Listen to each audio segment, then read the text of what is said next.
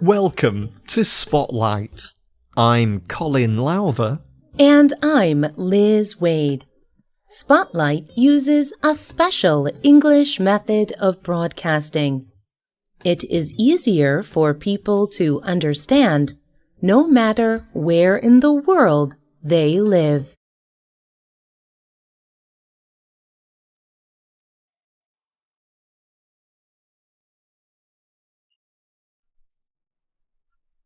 A man and a woman are in bed. The man is sleeping. He went to sleep as soon as he got into bed. He snores loudly. He has no difficulty falling asleep. And he always sleeps well all night. The woman lies next to him, but she is not sleeping. She feels tired, but she cannot sleep. She lies on her back. She turns and lies on her side. Then she turns to her other side. Still she cannot sleep. And still he sleeps and snores. He always sleeps well at night, and she always finds it difficult to go to sleep. Many people experience problems with sleep. Some people find it difficult to go to sleep. Some find that they are often awake in the middle of the night. Some people even take medicine to make them go to sleep. Sleep is important for everyone, and better sleep improves people's minds and bodies. Today's spotlight is on a good night's sleep.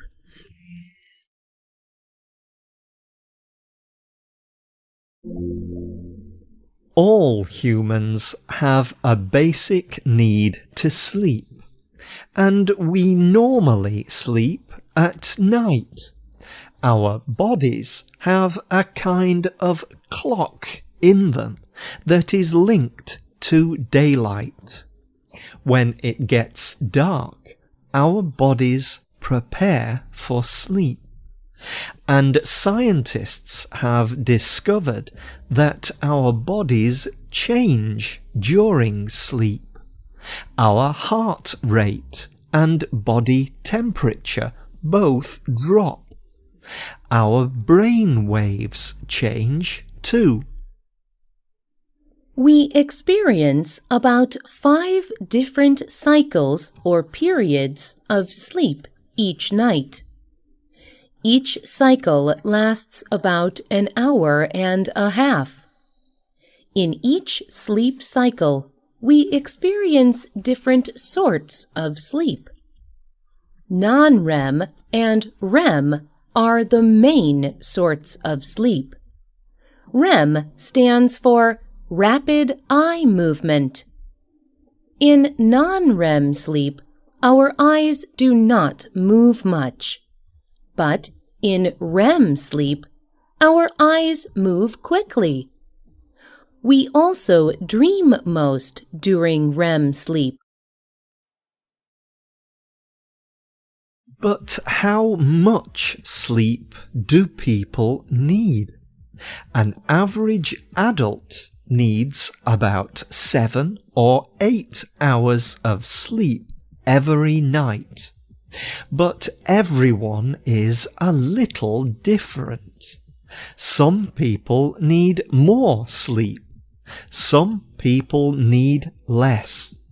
Scientists have discovered that our genes can affect how much we need to sleep. About 10% of people need 9 or 10 hours of sleep. Other people are fine with 3 to 6 hours of sleep. If people do not get enough sleep, they can suffer both physically and mentally. They may feel tired and angry or annoyed. They cannot remember things or solve problems as easily. They can make mistakes in their work. Sleep is also important for a person's health. Lack of sleep can make people sick and increase the risk of heart disease or stroke. In extreme cases, people can even die because of a total lack of sleep. Different cultures have different sleep traditions. In some cultures, it is normal to sleep alone or with a husband or wife. But in other cultures, people sleep with their family or even in big social or community groups. In Spain, people have a tradition of a siesta or short sleep in the afternoon. People in Egypt also have an afternoon sleep called ta'asila. Some tribes in Botswana and Zaire sleep when they feel like it, at any time of the day or night. People who live in Japan sleep less at night than people in many other countries. But the Japanese have developed a tradition of sleeping at work. They take very short sleeps or naps called inemuri.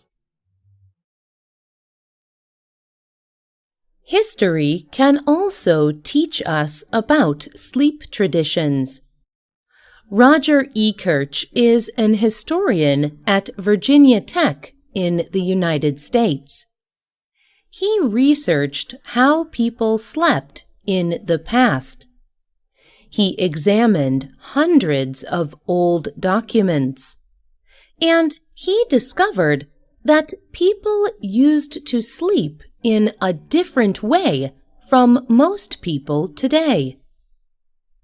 In the past, people slept in 2 separate periods during the night. They called the 2 periods of sleep first sleep and second sleep.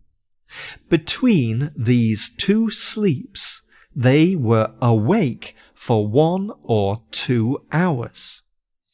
E. Kirch believes that this way of sleeping started to change when people began using street lights and lights in homes. Lights caused people to stay up late.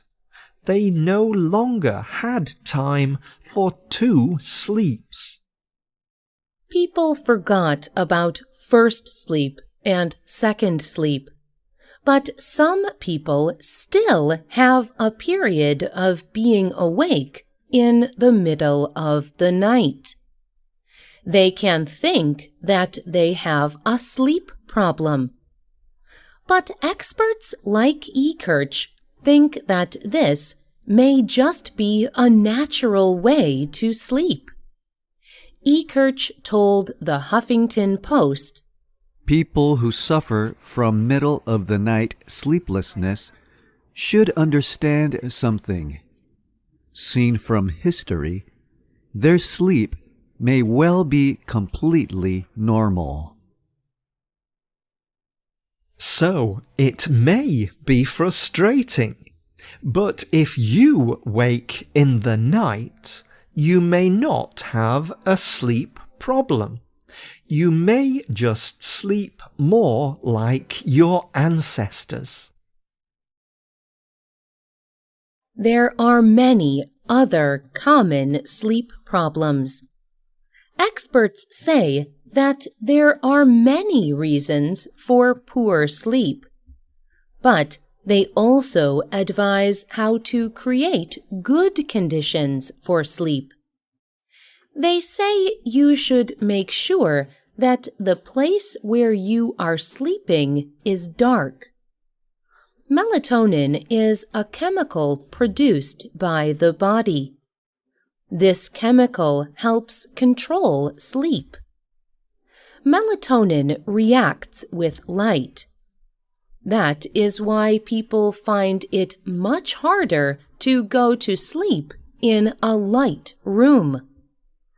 The blue light from modern technology is a particular problem.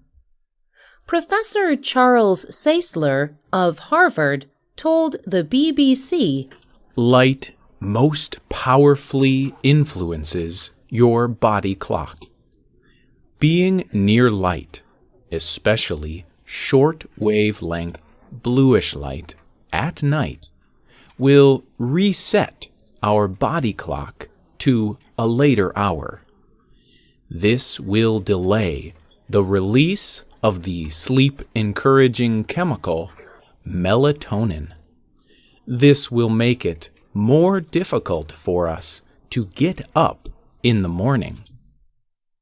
Experts also say you should make sure that where you sleep is not too hot or cold.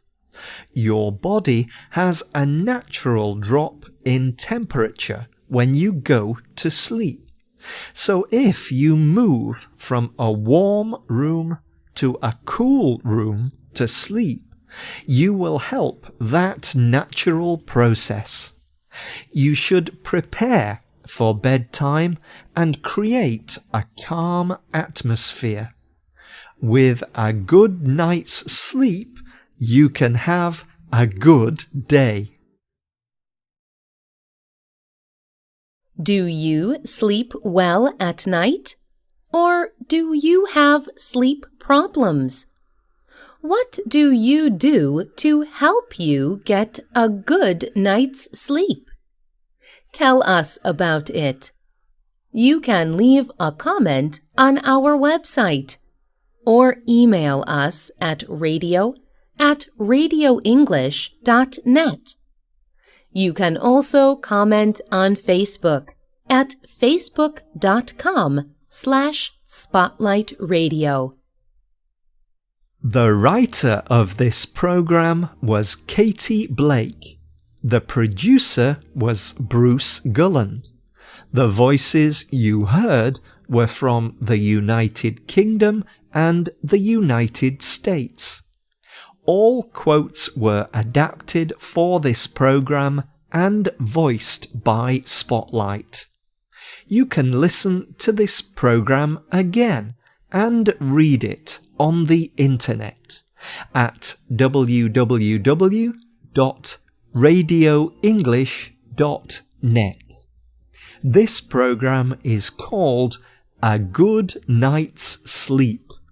Look for our free listening app in the Google Play Store and in iTunes. We hope you can join us again for the next Spotlight program. Goodbye.